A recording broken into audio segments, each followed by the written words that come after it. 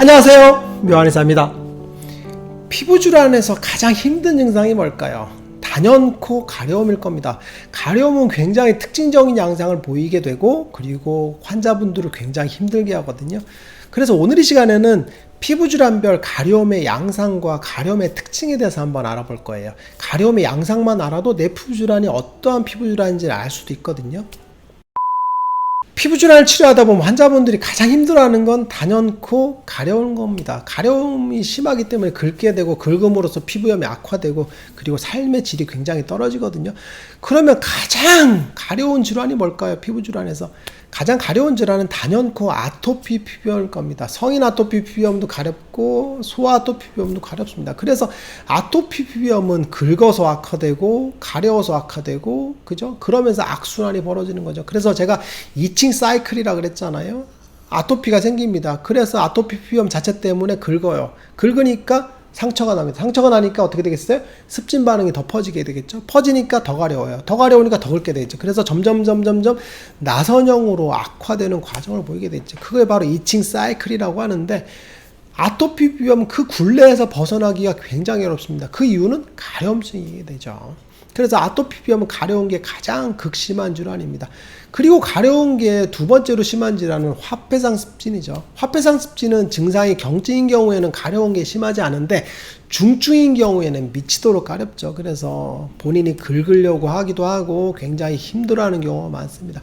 그리고 또 가려운 게 심한 게 뭐냐면 한포진입니다. 한포진은 화폐상 습진의 한 부류라고 했죠. 그죠? 그래서 체액 정체에서 발생을 하는 게 손바닥에서 수포 형태로 발생하는 게 한포진이라고 했죠. 그래서 화폐상 습진의 병기와는 동일하다고 보시면 되는데, 이게 손바닥에서 수포 형태로 발생을 하는데, 문제가 뭐냐면 손바닥에는 투명층이라는 게 존재합니다. 두꺼운 투명한 층이거든요. 이게 수포를 감싸고 있습니다. 그런데 이게 수포가 터져 나오면 되는데, 수포가 터져 나오지 않고 밑에 존재하기 때문에 굉장히 가렵죠. 마치 무좀이 발생했을 때 가려운 것처럼 으악 하고 긁게 되는 그런 특징을 보이게 되겠죠.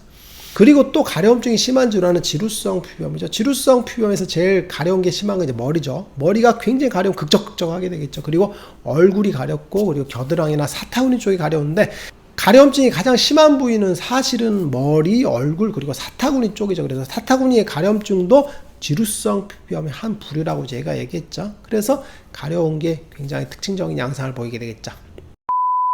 질환별로 가려움의 양상이 다르거든요. 아토피 피부염 같은 경우는 뭐라 그랬어요? 그죠? 습진과 알레르기가 결합된 게 아토피 피부염이라고 했죠. 그래서 습진의 기본적인 가려움의 특징을 갖고 있습니다. 그죠? 그래서 열이 나면서 근질근질한 특징을 보이게 되는데, 여기에 알레르기가 겹치게 되겠죠. 그럼 어떻게 됐어요?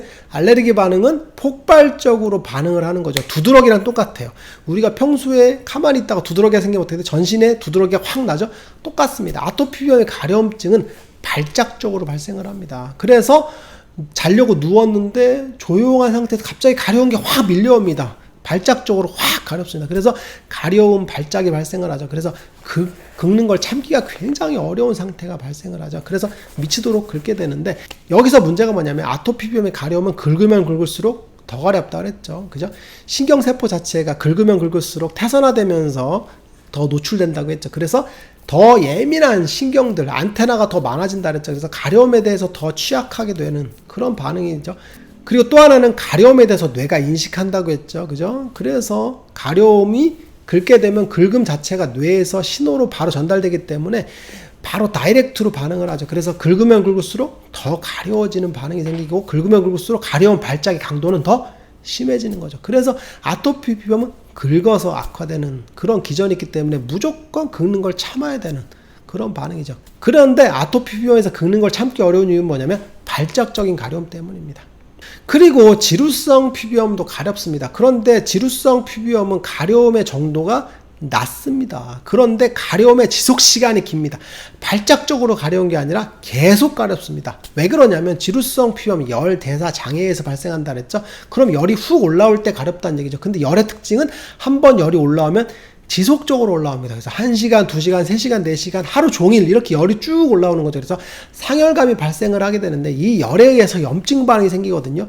염증에 의해서 가려운 겁니다. 아토피 비염처럼 알레르기 반응에서 가려운 게 아니라 염증 반응 자체에서 가렸기 때문에 어떻게 되겠어요?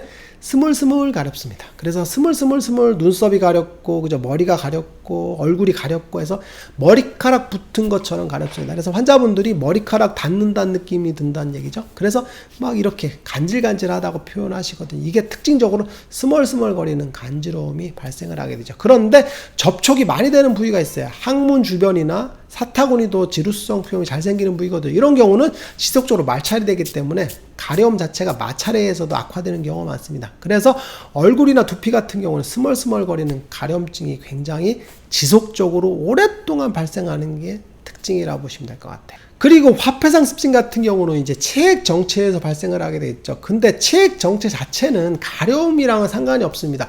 우리 몸에서 가려움증을 유발하는 건 대체적으로 열과 관련되거든요. 그래서 열이 심하게 올라오는 피부 질환에서 가려운 게 많죠. 그런데 화폐상습진 자체는 체액 정체가 발생을 할 때 수포가 발생을 하거든요. 그래서 진물이 펑펑 터집니다. 그래서 진물이 줄줄 흐르게 되거든요. 그런데 진물이 흐르는 과정에서 진물이 말라버리게 되죠. 그럴 때 마르면서 건조하게 되죠. 그래서 살을 찢는다는 느낌으로 발생을 하죠. 그래서 가려움증이 피부 자체에서 찢어지는 느낌으로 발생을 하죠. 그래서 피부를 놔둘 수 없는, 그죠? 어떻게 건드리고 싶은 느낌들이 발생을 하죠.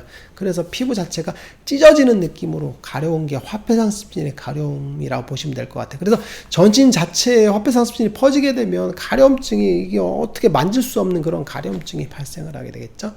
그리고 한포진 같은 경우는 아까 얘기했던 것처럼, 그죠? 손바닥, 발바닥에 주로 발생하는데 거의 무좀과 흡사합니다. 무좀이 생겼을 때 어떻게 근질근질 하잖아요. 손발바닥이나 발가락 사이가 근질근질하죠. 똑같은 감각입니다. 이 수포 자체가 발생을 하게 되는데 그 수포가 투명층 밑에 있기 때문에 빠져나오지 못하니까 간지러움이 발생을 하죠. 그래서 막 그 발바닥을 이제 꼬게 되는 그런 느낌도, 손바닥도 어떻게 으악 하고, 그죠? 때리고 싶은 그런 느낌으로 발생한다고 보시면 될 것 같아요. 오늘 이 시간에는 피부질환별 가려움의 양상에 대해서 한번 알아봤어요. 얘기를 들어보셔서 아시겠지만 가려움의 양상은 피부질환의 원인과 관련이 굉장히 큽니다. 그래서 원인에 대해서 정확하게 알고 그 원인을 정확하게 치료해 주는 게 중요한 이유를 다시 한번 느끼게 될 것 같아요. 묘한 의사에게 궁금한 거 있으면 댓글로 남겨주세요. 영상을 통해서 답변하겠습니다. 빠잉!